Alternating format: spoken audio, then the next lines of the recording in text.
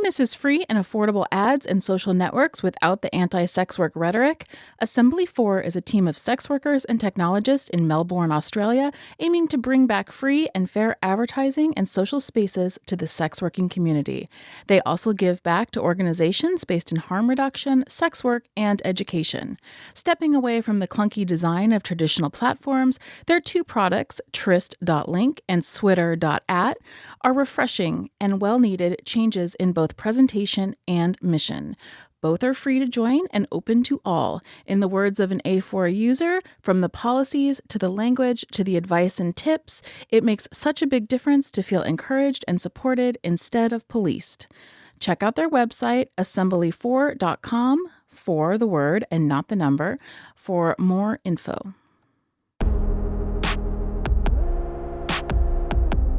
Welcome to the Peep Show podcast. News and stories from the sex industry. With Jesse and PJ Sage. Welcome back to another episode of the Peep Show podcast. This week we have Joanna Angel here to talk to us about her new Choose Your Own Adventure erotic novel, Club 42.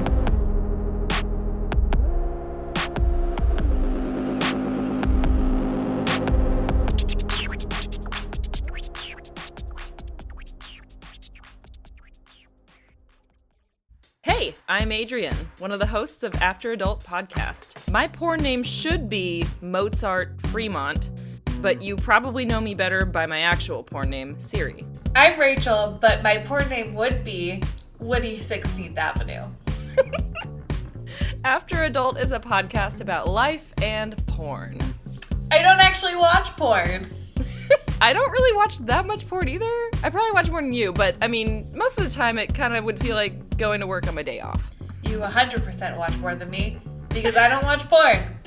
Find us wherever you get your podcasts. Just search for After Adult. Or visit afteradult.com and follow us on Instagram at afteradult.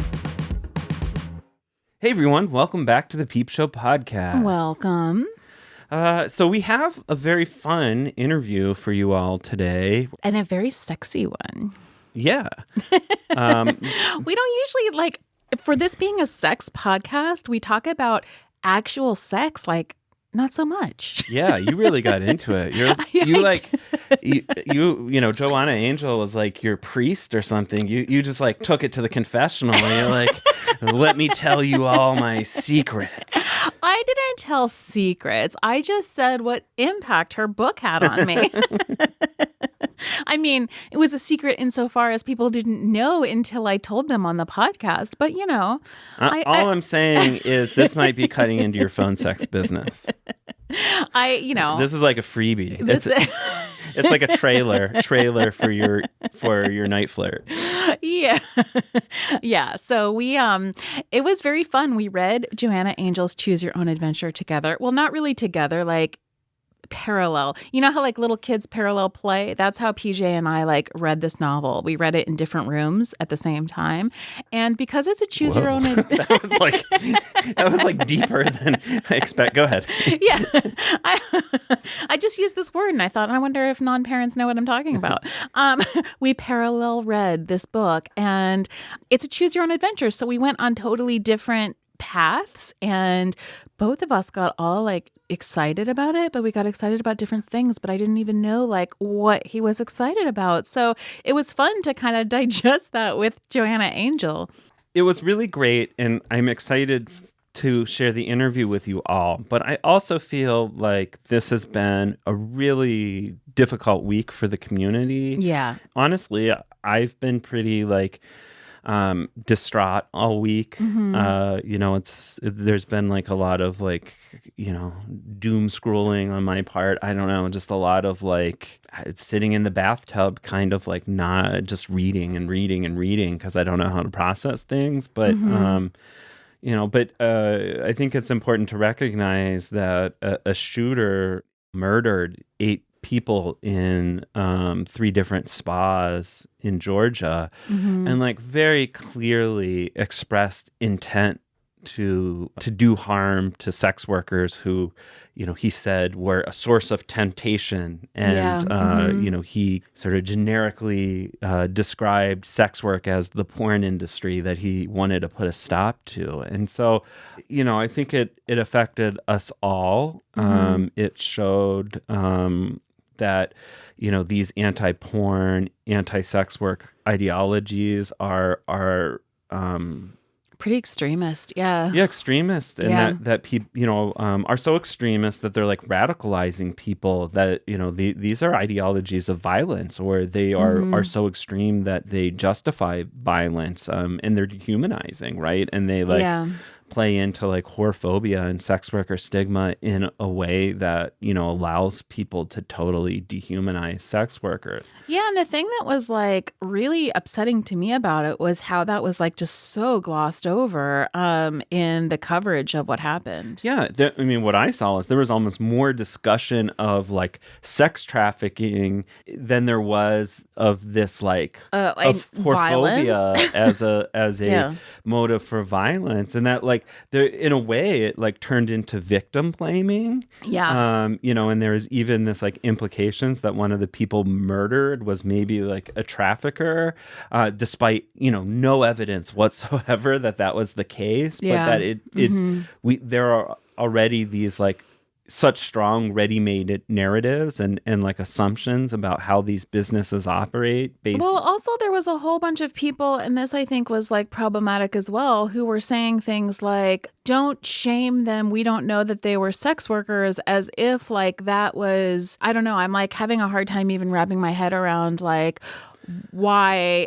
Well, because I think the assumption is that they would have deserved it. They would have deserved it if they actually, Yeah. were sex workers, because like there's such entrenched whorephobia. To acknowledge that they were sex workers, in people's minds means to like intrinsically dehumanize them. Yeah. But like that's their own whorephobic shit. Right. So we say all that, but I also, we also need to acknowledge the other part of this, which is that this is like profoundly racist and misogynist. Right.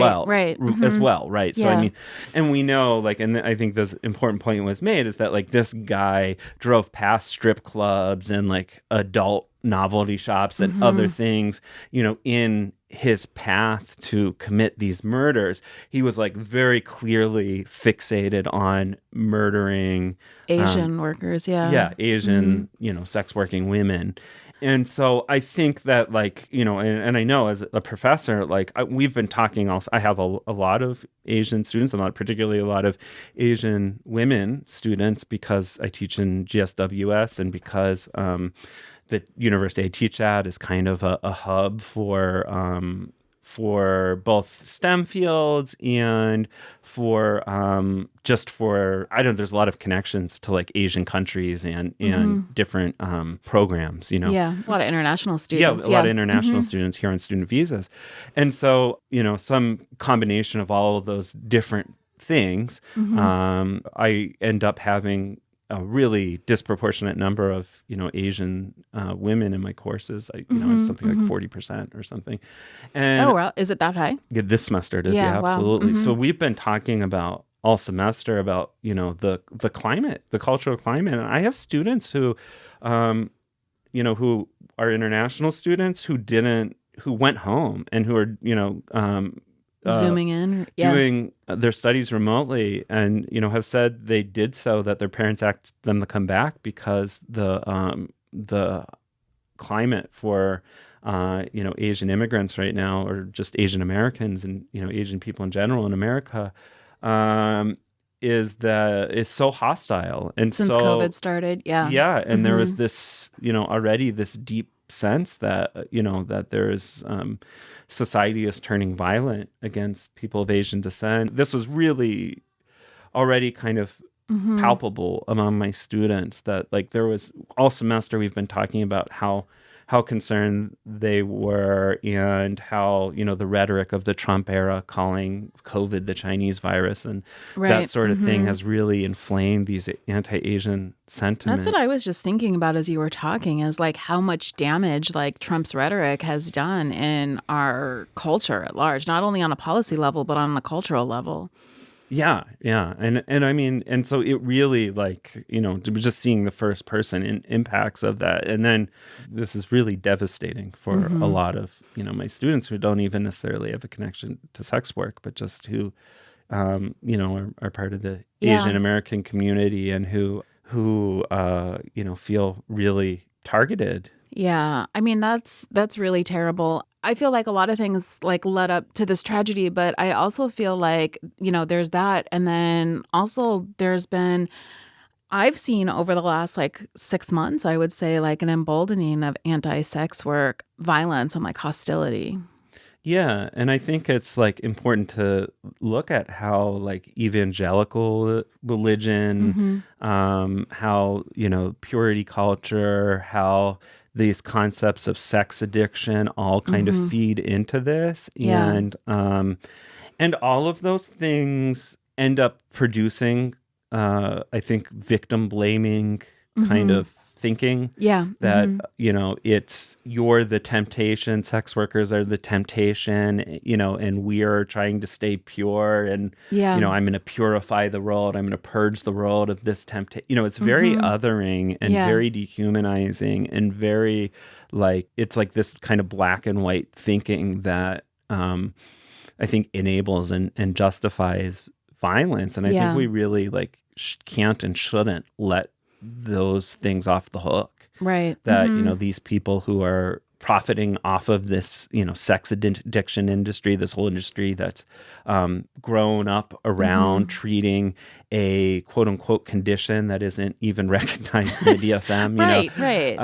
And, that all it does, like this whole like discussion of like sex addiction, all it does is like get people off the hook for bad behavior. Right. It gives people in power a justification to say, oh, I'm not responsible or accountable for my decisions. Yeah. I'm a sex addict. I'm a sex addict, right? And I mean, it's, I don't want to get too deep into it. I mean, certainly people can develop compulsive behaviors with regards to just about anything, and particularly anything that like, provides you with a dopamine hit or whatever. Sure. But that doesn't... To eating chips, like, but we're not going to put like the chip industry out of business. Like, yeah, it's ridiculous. Right. But the problem with this concept of addiction is it very much is organized around the idea that like people have no self-control, right? And no accountability for their actions. I mean, it made me sick. Like, honestly, it made me really sick on the day that this happened when a police officer actually said that he was having a bad day and like let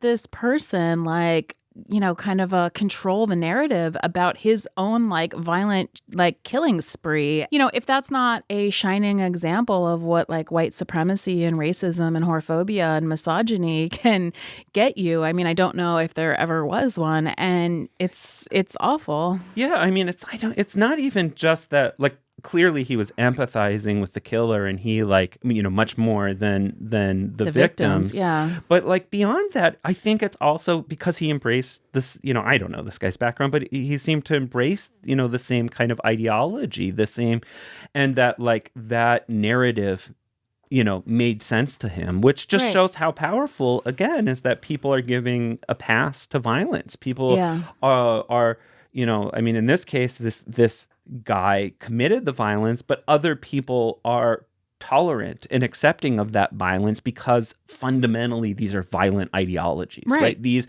extremist ideologies at their core are, enable violence and dehumanization. And that's why I just really want to keep saying, is that we can't let these cultures off the hook. If we turn this into, this is just one deranged individual, then we're not doing the work of understanding how he was part of like a broader culture that was totally enabling of this behavior. Yeah, it's absolutely not like one bad apple. It's like a whole system that I feel like is getting like more and more intense and more radicalized as we're moving along. And so I want to say we've covered a lot. I also want to just like highlight the misogyny element, which, I think is implicit in all of this, and all of this is intersectional, and like the way, obviously like he was sexualizing Asian women, Asian women in certain ways and sex work, and like all of these things connect together.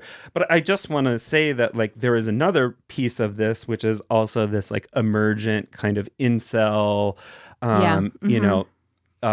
men's rights activist, blatantly misogynist, like bro culture that has also been really growing, that I think is also like encourages and enables these sorts of things. And we've definitely, seen violent instances, many times already that were, really committed on the basis of these misogynist ideologies. And, I think it's important to recognize that that's also a piece of what is like fueling this sort of extremism. So, I think that we have to be able to like walk and chew bubblegum in terms of like talking about all of these different forms of oppression and competing like ideologies of violence. And the way that they converge and sort of like, enhance or intensify each other. And this misogyny, makes the racism even more toxic, makes the whorephobia even more toxic, Right. And I think, it just becomes this whole toxic soup, that I think unfortunately is going to continue to like radicalize people towards violent behavior, and has, for a long time. Yeah, I mean, I think for everyone in the community, but particularly for people of color, I think that this this kind of stoked a lot of reasonable fear. Yeah.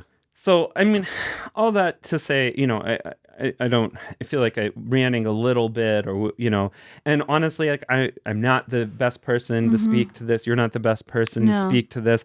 I think the people who are really well situated to speak to this obviously are speaking to it.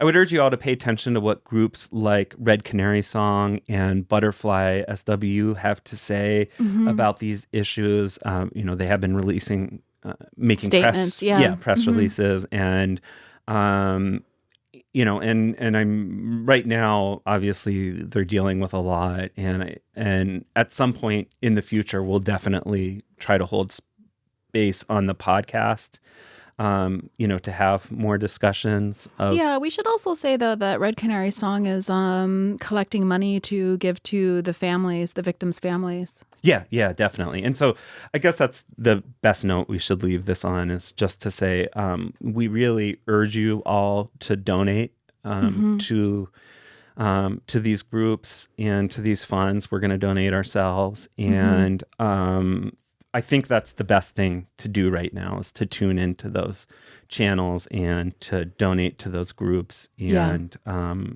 we'll put a link on how to donate into the show notes as well. Also, hopefully we'll provide some more information and links throughout the week, covering these issues. Yeah. So, love and solidarity to everyone in our community who's hurting right now. I know it's been a really difficult week. Yeah. That's a little bit of a tough transition into erotica. But we also have, a really fun episode, and I'm hoping that this will provide a little bit of respite, a little bit of relief for everybody. Yeah. A little bit of break from what has been a really trying time. Yes.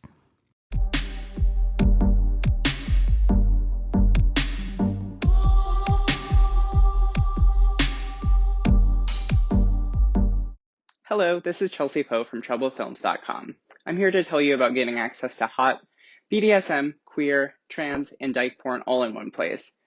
With code PEEPSHOW21, you can get 21% off your next order from TroubledFilms.com. Again, that's code PEEPSHOW21, TroubledFilms.com.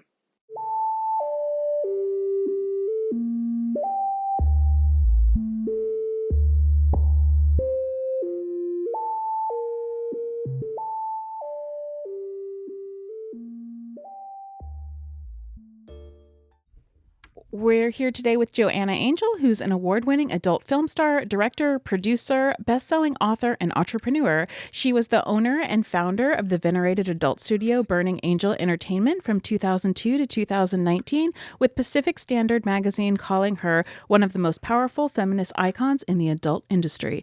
Her first novel, Night Shift, was featured in Cosmopolitan's list of 36 legitimately good erotic novels you must read.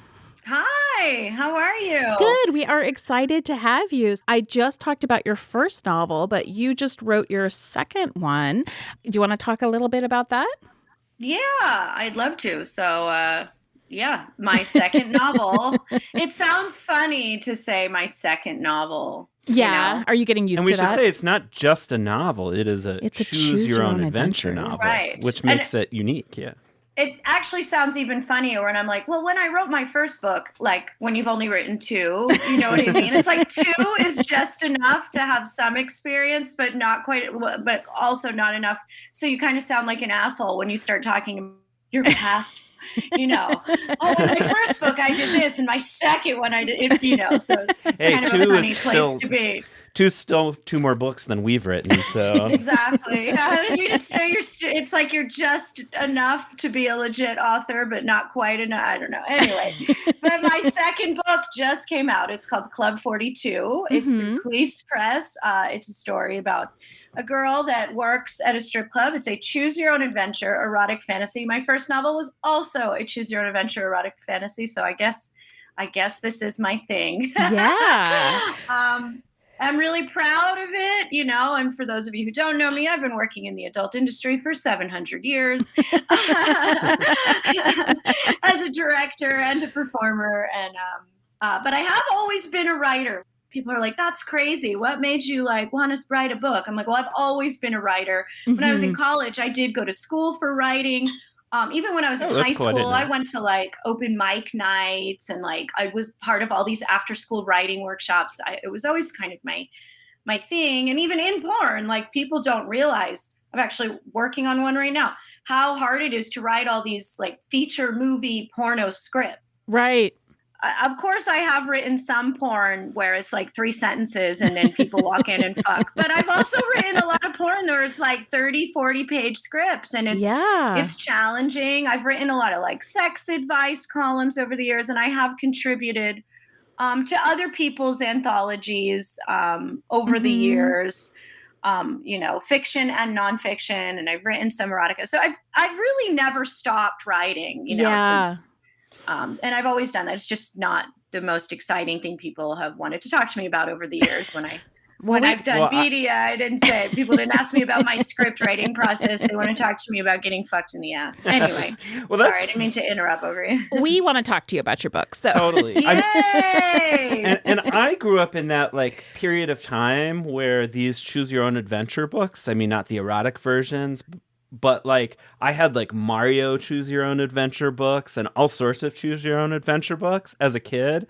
So I was kind of excited to see you bring the medium back. How did you decide to, you know, go in that direction for a story? You know, at this point, I kind of wish I would have lied and told everyone like how I came up with this idea, but it was my publishing company's idea.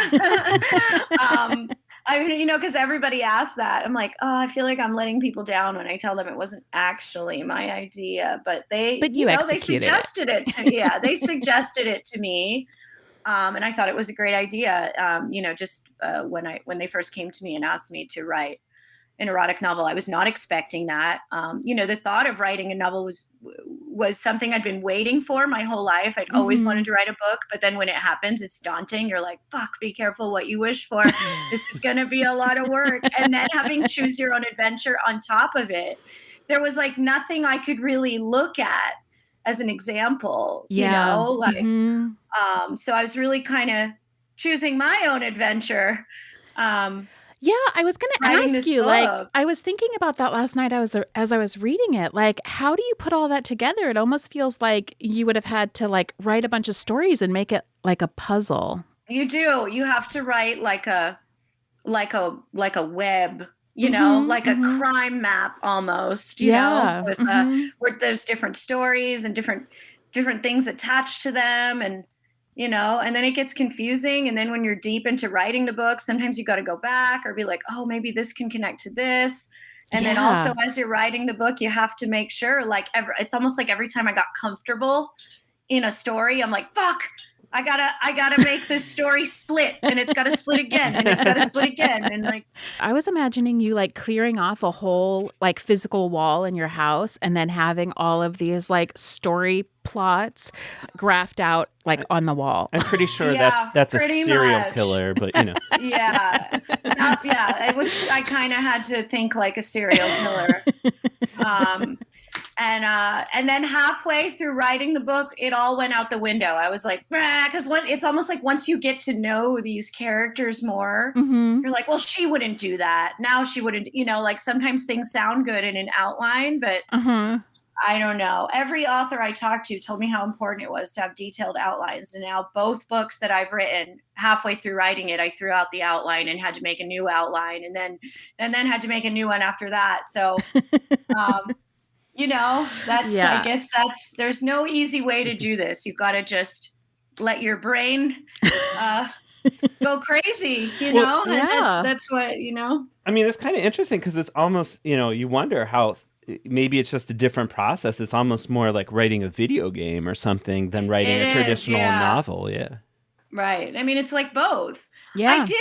It's hard because erotica, like, it needs to be exciting. It needs to be erotic. And I, as a writer, I stories and characters and people. And most of the choose your own adventure books are mostly just about the format, not about the story. Oh, you know what I mean?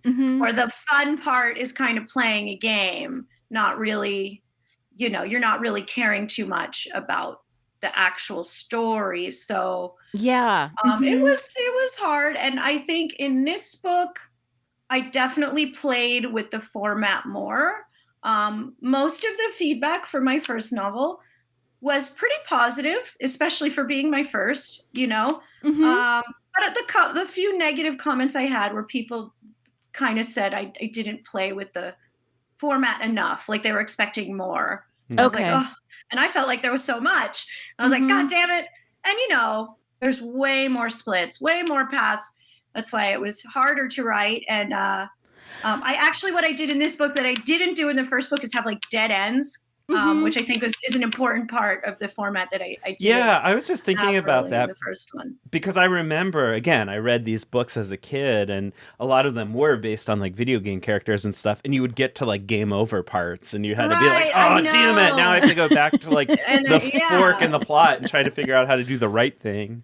Exactly. Yeah, I actually like that, but I also like that when you got to a dead end, like there was a way to like go back and like change it. Go back. Yeah. Because it's not like, Because I took several different paths throughout it. I read it last night and it was very fun. And it was interesting because they are erotic stories, but they're like different kinds of erotic stories. So I realized that like some of them like really turned me on, and then some of them I'm like, like that's not really my thing. But right.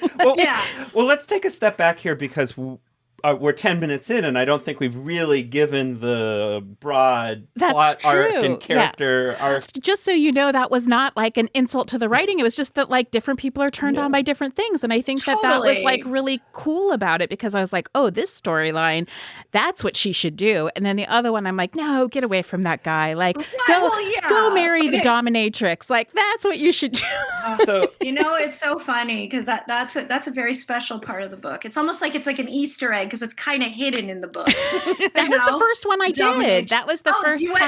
That's good. That's good to know. Yeah. I like that. Yeah. Okay. Yeah. So like PJ is right. We should go back and like talk about it. So talk about yes. So and I'm so curious as to what you guys thought and how you guys did it, because I haven't talked to a couple yet, and I really want couples. I'm curious because we didn't read this book. We didn't read it together. We read it separately, and I didn't even know like what paths he took. Yeah, so I this did is not like get to the dominatrix part. I took and I read like 2 or 3. I think I read 3 different paths. So, but what's so funny, and I don't know. I wonder if that's a gender thing. That's actually kind of interesting, right? Yeah. No, and what's funny is that I don't know what your sex life or your lifestyle is, but it's just kind of funny that anyone that happened to find their way to the dominatrix path is like in the BDSM life. Like, it's almost like they knew it was coming or something. And it's like, there's no hint that it will lead there,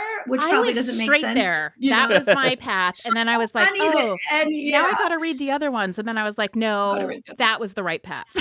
You were drawn to it. So funny. So, okay, let's step back. Let me know. Yeah. So first off, Club 42 refers to a strip club, and there, I think, are kind of two key characters, at least in the strip club, right? Like the protagonist is Naomi, and Naomi, like us, performs under her real name, and kind of real first name, real first name, and is kind of self-deprecating about it. She actually has a different name in every single path. Which that was my little thing there. So, because every path is like her first day at work, right? All over again, like Groundhog Day. So I had her pick a different name in every single path. Well, see, which so was my little. You could see which path I read, and then she had, at least where I, found myself. She has a friend, Bridget, who is kind of like a very experienced. Brandy. Sorry, Brandy. Yes, Brandy. The badass. Right, and exactly. Is kind of like owns the club. I mean, metaphorically speaking, and it kind of teaches her the ropes. So I don't know if Jesse, you have anything to add in, because you've clearly taken a different path than I have. Yeah. I mean, I did take a different path. So, what is the name of the dominatrix? Obviously we're both bad. I know, names. right? Man, how can I not even remember? The girl behind the bar. The girl behind the bartender who came across as she's a non-alcoholic bartender, and she so she's the dominatrix. Yeah, she comes across as not one of the ones that gets naked, but then she invites the protagonist to this dungeon that has a password that's password protected that she needs to use to get in. And then the path that I took, because once she got there, she could decide whether she wanted to be dominant or whether she wanted to be dominated. And I took the submissive role, and which I think was very, very true to how I interact with sex work, because one of the things that she said was when the dominatrix said okay, so what path do you want to go on? What do you want tonight? And she said, well, I have to dominate all these guys at work, which I'm not a dominatrix, but I also have to dominate all these guys at work because that's just how work goes. And she's like, so I think I kind of want to know that, get in the headspace of being dominated. And I ended up in the dungeon having the dominatrix tie her up. And I was telling PJ this yesterday, she was more or less had her quartered, had her hands tied up above her, spread out, her legs tied down to the plank or the board or whatever she was on below her, and then got a whipping, but then had the am I allowed to say all of this? I hope I'm not giving away your No, book. It's totally fine. People, it's not. It's okay. It's okay to give it away. A book is not like a TV show. You know what I mean? Yeah. You still need to read it, even though that's true. Yeah. So she gets this whipping, and it's really exciting to her. And then all of a sudden, the dominatrix puts on a glove and fingers her, but she floods everywhere. And it's so hot, and I like being fingered, and I like being fisted, and I like submission. And so to me, I was this is so amazing. And the best part of it was at the end when when they start kissing, and she talked about the dungeon as romantic, and I was like, oh my God. So I read a couple of other versions with gangbangs, and I'm not into penises very much, so I'm whatever. Okay. And then, but I read them. Right. I'll just jump in and say she squirted in a bottle in one of the paths I read. In a bottle? I didn't get that. Yeah. From being, it's funny you say you don't like penises, because it's very that was another complaint for my first book, was heterosexual women were a little bit bummed because they were there are no sexy men in this book. And I was so confused. I was like, what? Are there women out there that really want to hear about heterosexual sex? That's so weird. And I that's why I did have a lot of sexy male characters in this book. You did, and like there wasn't, I mean, it just, I liked the women's scenes better, and even the dance scenes where like the more experienced person, like when they got to the foot fetishist and they were back in the champagne room, and the more experienced one like sat on her face, and while the guy like massaged her feet, that was also like very sexy. So I was telling PJ, like, I finished the dungeon scene and he was like sitting in the bath reading his own scenes, and I was like, I haven't squirted in a long time. I need to do that. And he's like, oh my God. Okay. Did it by myself, but I had this like glass dildo that I like that does that. And it does, yeah, the glass ones help. Yeah, and I don't know what happened, but like I like flooded the whole bed like in the scene. I'm going to cry. I can't tell you how happy that makes me. Yeah. That is exactly what I would want to happen. Yeah, I think I read it and like built that all up inside me. And then I was like, oh, I got to do this. And then I felt like amazing. And then I told PJ, I'm like, I'm going to go to sleep. And then he keeps like reading because he was behind me. And then he comes in and he wakes me up. And it was very hot. This is so sexy. Fuck yes. I'm so excited. But I didn't even ask. Why did you wake me up, honey? Like, what got to you? I don't know. I mean, it's just the whole thing. And that's really exciting because there's very few. I feel like most erotica is not meant for men. Yeah. To read. And I've always been that way with everything I do. Like I am a woman. Of course, I want women to like what I do. I think women will like what I do. I feel like it's more of a challenge to, especially men don't really read erotica. And I've had a lot of men now tell me that they really love the book, Yeah. Oh, that's exciting. Yeah. So I'm curious, PJ, like the paths you went down, like what did you find exciting? Well, you're putting on me on the spot I know, here. I am. Yeah. Well, So you read about Brandy. You were kind of in the beginning. Yeah, I was in the the Brandy zone. But she, I read like both of the forks where ultimately the protagonist, in my case, Naomi, she winds up encountering a guy that she went to high school with. And apparently married her best friend. Oh, I didn't get to that at all. I was with the musician guy, and I was like, that dude needs to get off the couch.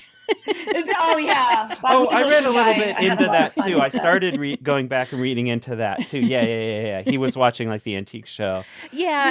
Except that it was fun when she went into the shower and they were playing video games and she like daydreamed like a bisexual thing. Yeah, that was hot actually. Yeah. Oh, yeah. That was actually really fun to write, and that was probably one of the few parts because I usually write in coffee shops. I remember I wrote that scene in a coffee shop and I legitimately had to like excuse myself and like masturbate in my car. And no joke, it was shortly after I wrote that where I was like, fuck, man, because I've been in porn for a really long time and I had done almost everything, but I had never done a bi scene. And I scheduled one shortly after that. I was like, I have to be in between two men fucking each other. And I did. So I made it happen. And then now it's happened many times since then. But after I wrote it, I was like, this is so weird because every single sexual experience I've ever written about is something I've more or less done, even if it's fictionalized, like I'm fortunate. Like, I've had a lot of different kinds of sex, so I always have a good visual to go to. Yeah. And I was like, I gotta have bi sex. Yeah. What the hell? Yeah. And that was really hot.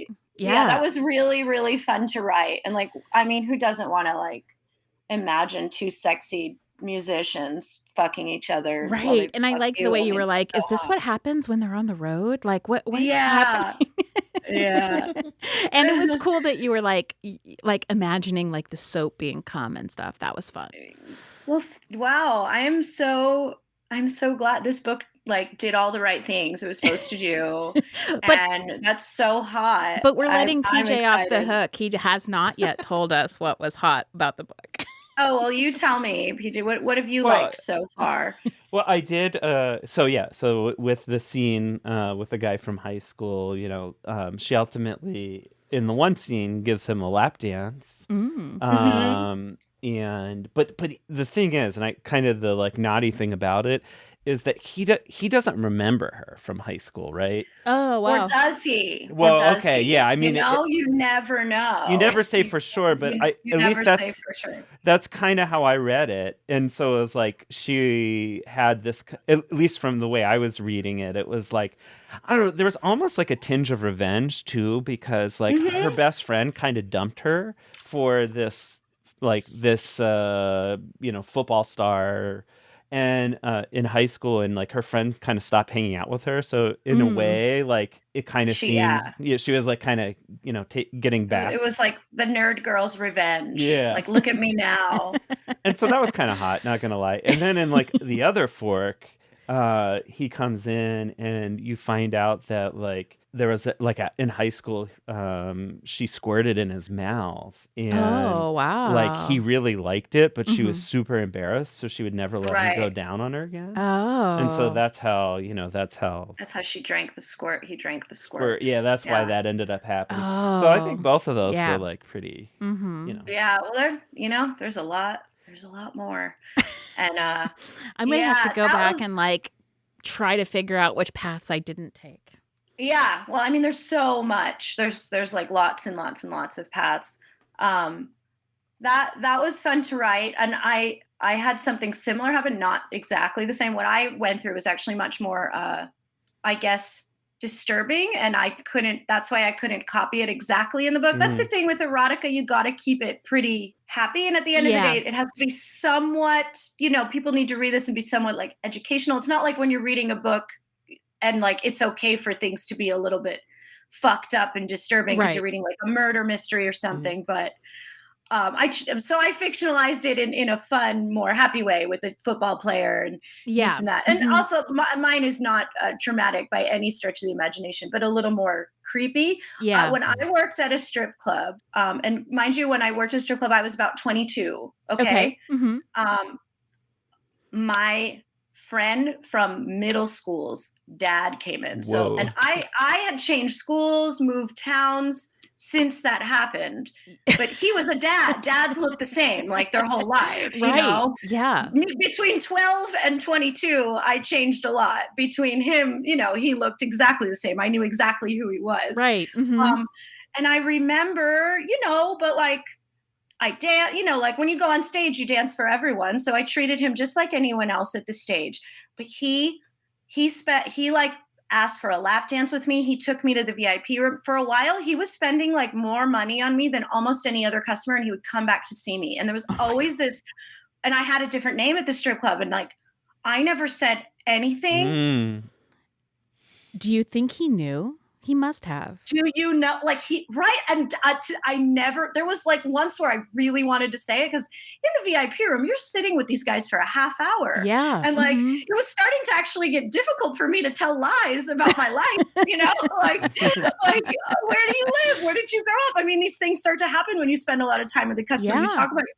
And I think he would ask me about my life because I don't know if he wanted me to admit it. And like, sometimes it was really a little disturbing. It's like, are you really like excited? Because like, I don't want to think about him, like I'm not going to go there. Like he was some kind of pedophile or something. Like he saw me in a state where I was very much an adult. Right. You know what I mean? Yeah. Like I'm sure he was not thinking about the young person in me, of course. It's still I'm weird, not going there, though. but still like it was a crazy thing. And like, sometimes it would really turn me on, be like, oh, this is so crazy. This is Rebecca's dad. And I had not talked to her. I mean, she was a friend in middle towns. We lost touch, whatever. Yeah. So all things felt like this was perfectly fine for me to be a little into this. This was not my friend's dad. This was someone who like, I'm now an adult and he's an adult. It was just so crazy. Like, and I just remember, and he would keep coming in. Like, there was a time where he came in like every day and would spend like a half hour with me in the VIP room for a good month or two. And it was like very like it felt like so scandalous, And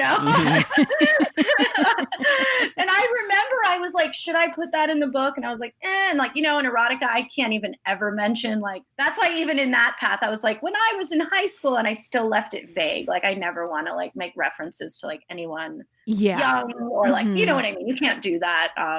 Right. Well, you shouldn't, you know.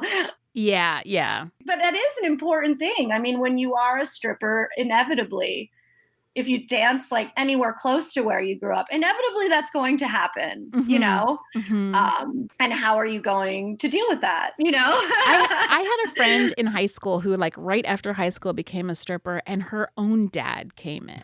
What? Well, that's a whole other thing. Yeah. That's rough. I mean, some people have that relation. You know, I have friends and family members to the award shows, and they're like, "Oh, good job on this movie." I don't know if they particularly watch their movies, but they're like, they could watch like a trailer and not be weirded out or anything, which is, it's a cool thing. You know, I definitely don't have that with my parents, you know, but some people have that relationship. Yeah. And it's, you know, but I get it. Like, you know, after this long, like sex worker, it's just so normal to me, you know, like, so I know sometimes my sister will stumble across something and she'll be like, and I'm like, hey, I'm not weirded out by it. It's almost like at this point, you know, I'm not embarrassed, or it's not even embarrassed. Like, I'm not fazed by it. It's my work. You know? I feel that way too. We did this Vice documentary a year and a half ago, I guess. And it went pretty viral, which meant it was like on everybody's Facebook and stuff. And it was about our work, but also there was tons of shots of like our videos, and there was a whole like orgasm montage. There was a orgasm montage that they pulled from like all these different videos that I did. So I had like my orgasm face over and over and over again. And I don't know who all saw this. Most people, I think, because like 4 million, it has like 4 million views. But like, oh my God, my sister, like 2 of my sisters messaged me and was like, I saw you on Facebook. And I was like, I don't have a Facebook. And they're like, yeah, that's not what I mean. I was like, why is this on Facebook? But yeah, I was just like, yeah, okay, well, hope you enjoyed it. Yeah, right? Like, you're like, I'm proud of it did. If that made you uncomfortable, then whatever. Yeah. The only thing that really made me upset about it was that they gave it this clickbaity title, like, how this couple uses porn to pay their rent. And I'm like, shit, motherfuckers, like, I have a mortgage. We bought a house. What are you talking about? Yeah. That made it sound like, oh, right? That's insulting. Right? They had to make it sound like you guys were victims of something. Right. That's just like people love to do. Right. But also you're like, doesn't everybody pay for their housing with their jobs? Like, what is this? I know. But they had to, it's almost like that is like giving it like a tinge of like they had to do this. Like right, totally. As if they're not like living their best life, having sex with each other and making money. Like, come on. Whereas like other people are like getting up at 5 a.m. working at fucking the ketchup factory. Right. You know? Exactly. Yeah, it might have made a little bit fewer clicks if they named it How This Couple Works. You know, right, exactly. Which is probably would have been more. Couple, works for a living. How this couple does work for a living. How this couple, yes. Well, I didn't even know that. I didn't know you guys were creators. Oh yeah. Mm-hmm. Okay. Yeah. Did you do it on a website? We used to cam together, but we don't do that anymore. But no, I'm a phone sex operator, and then we also do like clips. We both do clips together, and I have an OnlyFans and a mini. These days, everything's OnlyFans. These days, everything, everything is OnlyFans. Well, that's fun. Good for you guys. That's great. We've been at this for a while, and then just kind of like spun the podcast and the website like off of our work, because we want there to be like sex worker led media. So that's the origin of all of this. How fun. Well, good for you guys. That's great. Wait, so I want to take it back to something we were talking about earlier, because you were saying that like with the erotica, you have to keep it light and sexy, but at least, again, in the forks I took, there was also some like political stuff. There was a police raid. Yes, there was a police raid. And they like talked about, having to kind of deal with that. And I think you got a sense of how like it's scary and invasive that can be for people working in the industry. But also you had this one quote in there, which, maybe like the inner Marxist in me was psyched about. But when she was like on the stage dancing, she says, it was a live demonstration of redistribution of wealth, as if my pussy had the power to break up the capitalist monopoly. And I just wanted to put that out there. It was very punk rock, right? Yeah. That's my punk rock roots coming through. I thought it was great the way that she talked about, I mean, in one of the paths that I took with the musician, how she was afraid to talk to him about it and to tell him about it, and concerned about like how sex work stigma would like impact her relationships. And that came across too. Yeah, no, definitely. And I thought that was really important. I don't know. I think it was, that's why there is one whole path where she doesn't tell him. Yeah. And then there's actually a whole other path where she does. So in one path, he's like a very unsupportive, douchey boyfriend. And in another path, he's very supportive and helpful.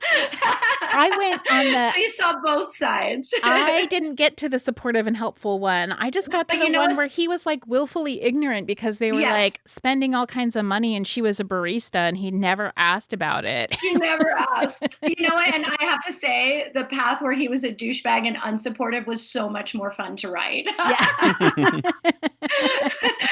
There's just something I don't like. Whatever it is about me, it's not fun to paint men as heroes, you know, like it's or as like it's just. And I do it in my movies too. Every time I write a plot, I always make the men like the bumbling fools, but they fuck really good, you know, just like Rob in the book. Well, yeah, that's why she has him there, right? I mean, the sex is amazing. You that's know, why she was. I liked the line where you said something like, "Musicians never know what to do with their lives, but they know what to do with their hands." Yes, yeah, exactly. And I really that character really came from my heart. I mean, that character is so exactly based off of someone I was in a very exciting but toxic, sexy relationship with for a handful of months, you know? And it was really actually very fun to write about. And I felt like in some ways, I mean, he'll probably never read the book. I don't really know. He ghosted me, just so everyone knows. I was a pretty big time porn star, you know, at that time. I mean, I was well into my career, you know, I was doing very well in life. I'm making pretty decent money. I had my, you know, I was a director. I was a performer. I was like, kind of killing it at life, I guess. and you know, I was like, you know, had a lot of fans. I was like booked all the time with doing like big signings and feature dancing and events. And like, I met this musician and like, man, like he really like, it just shows, doesn't matter how successful you are. Like you can find someone who will always be like your kryptonite, you know, like he really just like, I was obsessed with him. I like fucked up so many things in my life just to be around him because he was always traveling. I would like be on set or directing big movies. And I'd be like, my heart would be pounding and I'd be like, I got to just go see him. I got to go run to the airport and like go meet up with him wherever he was in different states, different cities. I would cancel things. Like this is so not me, you know. My business has always been my number one priority. I'm like a very like, you know, people look up to me because of that. And I was like just spending all my money and doing so much stupid shit just to like get a piece. And I was a porn star, you know, like I had great sex with very handsome people on camera, but there was just something about this. And it was like a drug. And one day he ghosted me after about 6-7 months. He just said he was going to call me back in 20 minutes and never called me back. Oh my gosh. And at first, you know, a day, 2 days, 3 days goes by. I'm like, where is he? And then like, we never spoke again. Wow. Yeah. You never know. Writing this kind of gave me my own closure that I needed on that situation. Yeah. 10 years later. So what was 11 years later? Anyway. What was the most fun part for you about writing this book? I mean, everything was fun. It really like just, I don't know. I love New York. In some ways, this book was like my love letter to New York. And I don't know, it was also my love letter to my early days of stripping that were always like very dear to me. It was a very transformative time in my life. I really learned a lot about myself from being a dancer. And in other ways, it was like a love letter to my sister because much of Naomi's character is a lot like my sister. My sister is like a total hipster living in New York. And my sister did work at a bunch of shitty coffee shops and got fired from them. She did not wind up becoming a stripper, but the Naomi's apartment actually is an exact replica of my sister's apartment. But everything about it was fun. Of course, writing a book can be so frustrating and so daunting, and you lose your mind so many times, and it kind of feels the whole time like you're underwater and you're swimming and you never know when you're going to see the top, especially with Choose Your Own Adventure. Like, you could potentially never be done. There's always more splits, more paths, So how long did it take you to write it? About 6 months. About 6 months, and then in 4 months was really buckled down. Like 4 months was like, I worked on it almost all day, every day. Okay. For the most part. I mean, I was fortunate where I was able to move things around in my life so I could do that. Some people would tell me they would put aside hours to write every day. Like, I get up at 5 a.m. and I write till 8. And then I go, about my day. I can't do that. The days where I wrote from the moment I woke up to the moment I passed out at my computer and could not, for 12 hours, 15 hours. So it's almost like my writing days were just writing days, or I just didn't write at all. Right. And for about 4 months, it was like every day, all day. I understand that, because you have to get in the headspace, and doing it in little short increments of time is much harder. I've heard other people do that, and that sounds so relaxing, but I can't do it. I gotta either I'm all or nothing about everything. I guess that's just the type of person I am. Yeah. I mean, I guess with COVID and everything, writing a book maybe was that a good alternative to you toward doing other forms of work? Or kind of funny. I wrote this book. I'm not joking. A few days after I finished this book is when the world shut down. Oh. So I was like, had I have known this was going to happen. I finished the book last March. My due date was March 15th or something. And it was funny because especially the last month, I barely saw my own husband. I didn't see anyone. I was just locked away writing. And I didn't even know what was going on. I was just writing, fall asleep, wake up, write. I was drinking a million cups of coffee. I didn't know about anything. And shortly after I finished, I was like, whew. And then I actually went to get my hair done, because I was very much had not taken care of any of my maintenance myself in a while at that point, which is kind of part of my job as a performer. And I went to get my hair done, and my hairstylist was like, well, it's a good thing you came in, because I've been hearing that the world's going to shut down soon. And I was like, what are you talking about? I had no idea.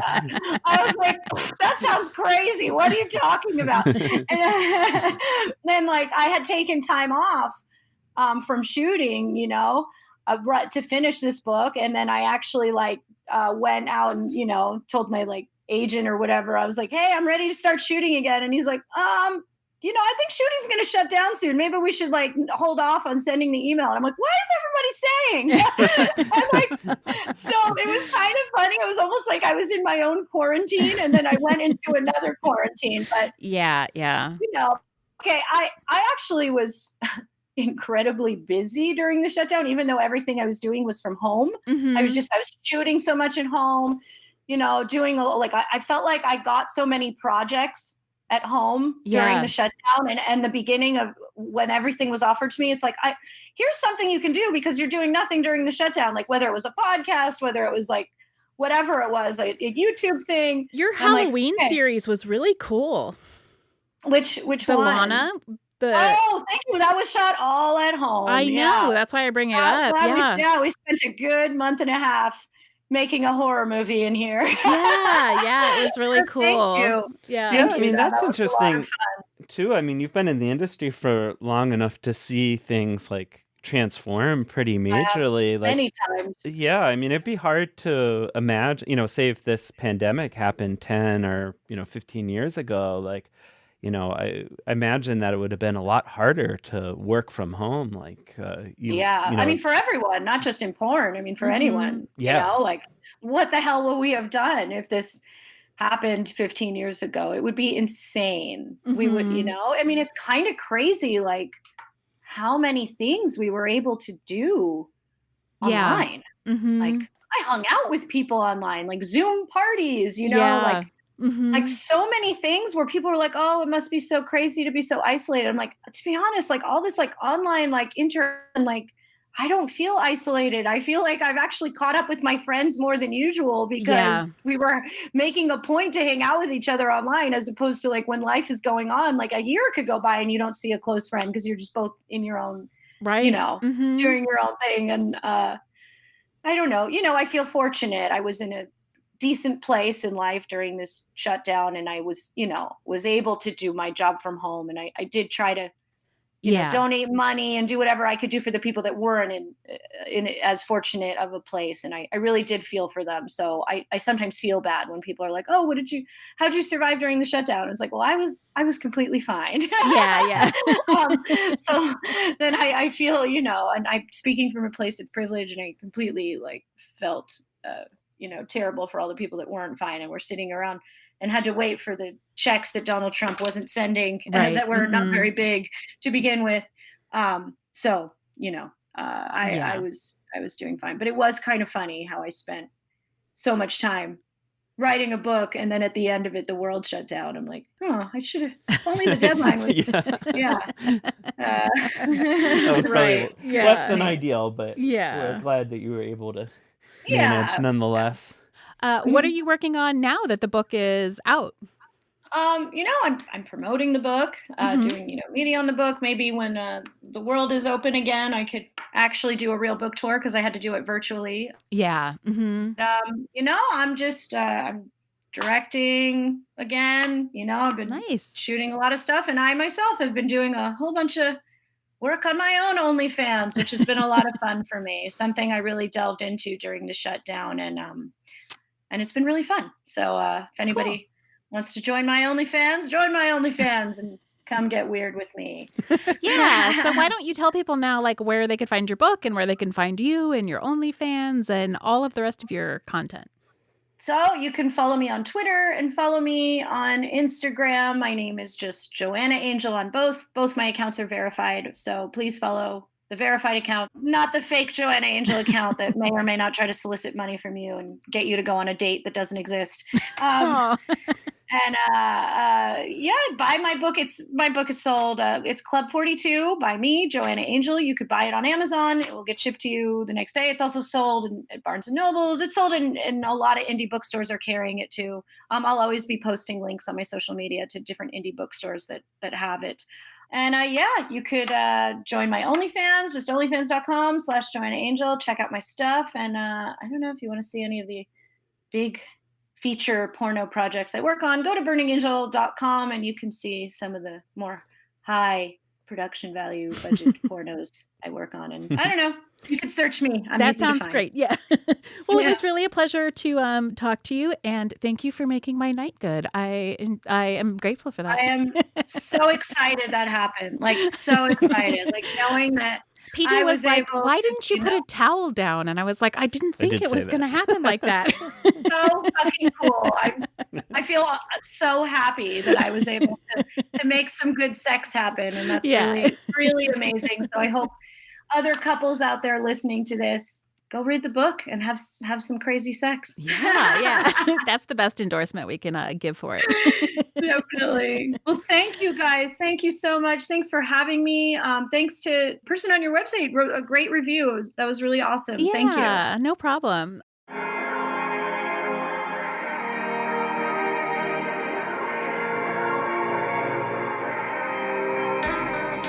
Thank you for joining us for yet another episode of the Peep Show podcast. I'm PJ Sage, and you can find me on Twitter at PeachSage. And I'm Jessie Sage, and you can find me on Twitter at sapiotextual or at jessiesage.com. We would like to remind you that we have a Patreon account and would appreciate your support. Please visit patreon.com/peepshowpodcast. Our music is courtesy of Joe Kennedy. The show was produced by Jessie and PJ Sage. Signing off. Have a great week.